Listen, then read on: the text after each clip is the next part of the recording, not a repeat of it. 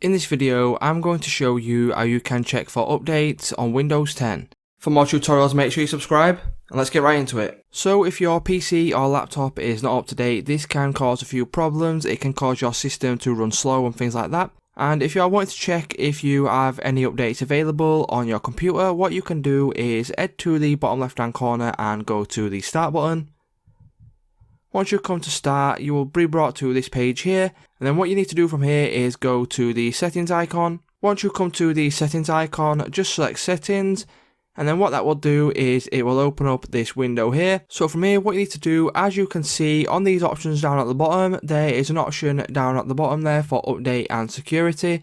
If you click on update and security, if you have any updates available, they will be listed here. And if you haven't checked it for a while, what it will do is it will scan and see if there is any updates.